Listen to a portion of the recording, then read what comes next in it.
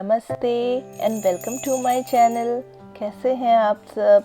आशा करती हूँ कि आप सभी बहुत अच्छे होंगे। काफ़ी ठंड पड़ चुकी है यहाँ में, आप जानते हैं। कल मैं जब आशवी को लेने स्कूल गई थी और दोपहर के टाइम ना काफ़ी तेज़ हवा चल रही थी। जब मैं घर से निकली तब हवा उतनी तेज़ नहीं थी। आधे रास्ते में जब मैं पहुंची तब तेज़ हवा चलने लगी और मुझे ना काफ़ी ठंड लगने लगी उस वक्त। और मैंने ना कल जैकेट भी नहीं पहना था, तो मुझे ठंड में कांपते हुए उसी तरह से स्कूल तक पहुंचना पड़ा। क्या करूं, और बैग भी नहीं आ सकती थी, काफ़ी लेट भी हो चुकी थी मुझे। तो कल शाम मुझे आध्या ने बोला था, मम्मा घर में जो बैडमिंटन रैकेट्स हैं ना वो मुझे निकाल कर देना, क्योंकि मैं आजकल स्कूल में सोच रही हूँ बैडमिंटन होती है वो मैं लंच के टाइम खेलूँगी। तो ये रैकेट तो मैंने निकाला अंदर से, तो देख रही हूँ ये इसके जो नेट हैं ये पूरी डैमेज हो चुकी हैं। तो और भी रैकेट्स हैं मेरे पास, तो नई वाली जो रैकेट है वो मैंने निकाल कर दे दिया। ये काफ़ी पुरानी रैकेट है, तो वो बोल रही थी मम्मा इसको फेंको मत, वेस्ट हो जाएगी, मैं इसी से ही खेल लूँगी। वो एक्चुअली उसकी ना आदत है, वो किसी भी चीज़ को ना इस तरह से वेस्ट नहीं करती। वो हर चीज़ को बोलती है मम्मा मैं यूज़ कर लूँगी, कोई बात नहीं। लेकिन कुछ चीज़ें ऐसी होती है ना जो कि जिस तरह से उसको ज़रूरी है यूज़ करना, अगर उस तरह से आप यूज़ नहीं करेंगे तो उसके प्रॉपर रिजल्ट्स आपको नहीं मिलेंगी। तो इसीलिए उसके पापा ने बोला कोई बात नहीं, नए वाले रैकेट्स ले जाओ।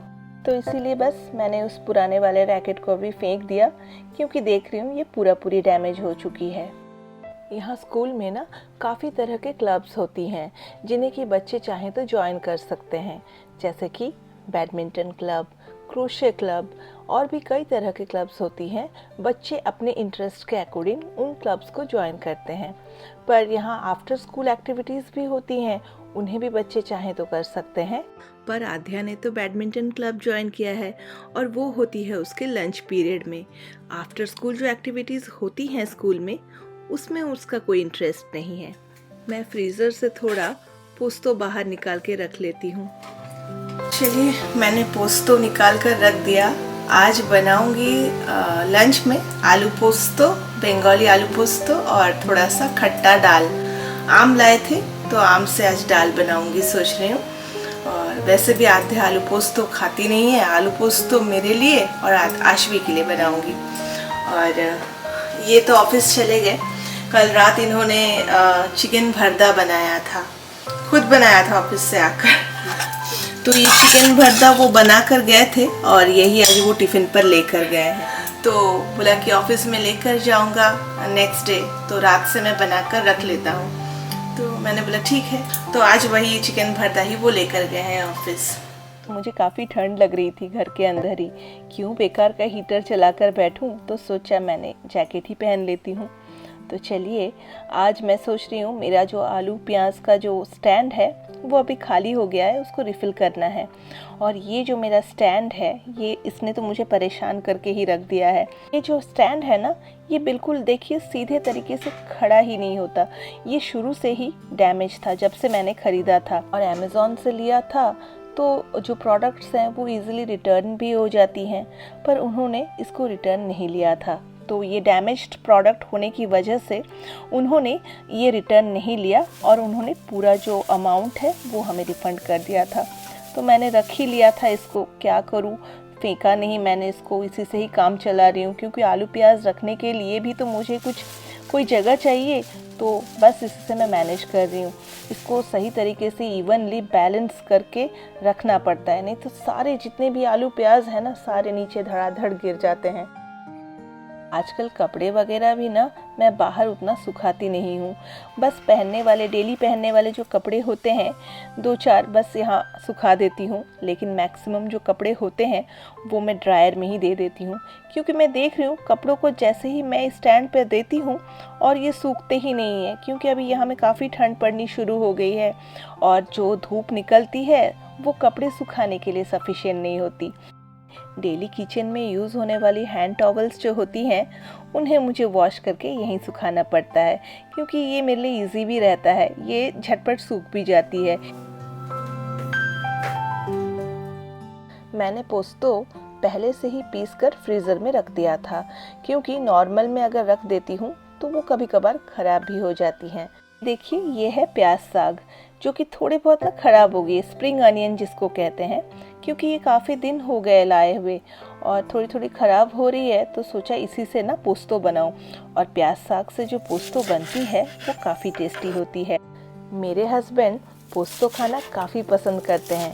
कल वो घर में रहेंगे, कल और ऑफिस नहीं जाएंगे, तो उनके लिए थोड़ा सा बनाकर रख दूंगी, कल खा लेंगे।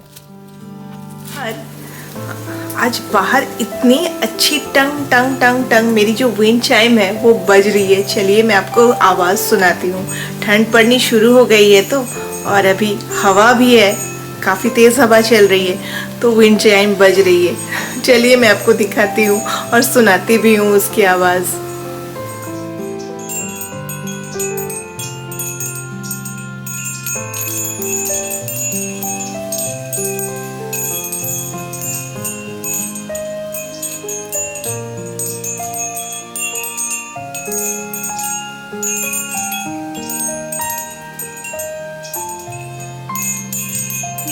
बहुत ही अच्छी लगती है विंड चाइम की आवाज़, है ना।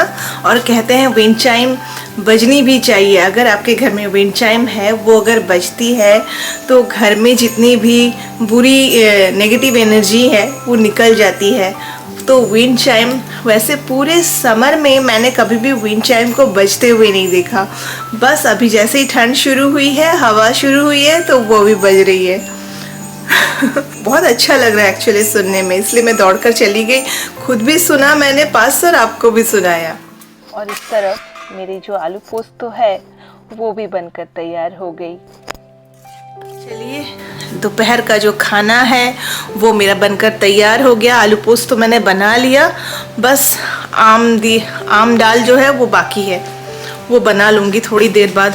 थक भी चुकी हूँ, बहुत सुबह उठती हूँ ना तो बहुत टायर्ड हो जाती हूँ, नॉन स्टॉप काम करना पड़ता है, तो उस बीच में काफ़ी थकान और टायर्डनेस मुझे हो जाती है। तो चलिए मैं सोच रही थी काम जब ख़त्म हो ही गया है, पहले क्यों ना मैं आपको आज दिखा दूँ कि हैलोवीन के लिए हमने इस साल क्या क्या खरीदे हैं। सुनाई दिया आपको कौवे की आवाज़? चलिए मैं भी आपको दिखाती हूँ क्या क्या मैंने खरीदा है। चलिए, ठंड लग रही है, देखिए ना, जैकेट मैं रिमूव नहीं कर पा रही हूँ, घर के अंदर भी काफ़ी ठंड लग रही है। तो पहला जो मैंने ख़रीदा है इस साल, लास्ट ईयर तो स्केलेटन ख़रीदा था मैंने, और इस साल देखिए ये स्टिकर्स ख़रीदे हैं। मैट्रिक को ट्रीट है, और इसको क्या बोलते हैं, विच, पम्पकिन, स्पाइडर और एक प्यारा सा किटी है। तो ये है विंडो डेकोरेशन, इसको चिपकाना है। तो आद्या बोल रही थी, ओ स्पाइडर एक नहीं 3 स्पाइडर हैं, ये देखिए 1 2 और ये 3 स्पाइडर, और ये वाले क्या है पता नहीं, कुछ कुछ है, जो भी हो। और दूसरा जो है वो है ये, तो ये है एक हैंगिंग जैसा, डोर में लगा सकते हैं या तो फिर वॉल में।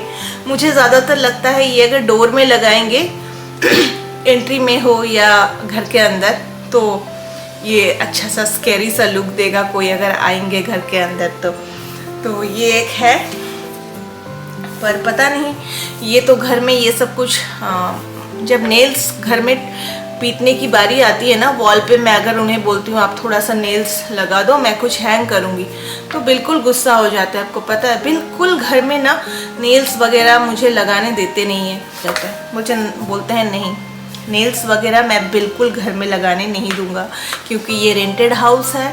अगर कुछ डैमेज हो गया नेल्स लगाते वक्त तो फिर जब घर छोड़ेंगे तब थोड़ी प्रॉब्लम हो सकती है, तो इसलिए नेल्स वगैरह लगाने नहीं देते। मुझे बहुत मन था कि मैं डोर पे लगाऊं, पर डोर पे तो नहीं लगा पाऊंगी।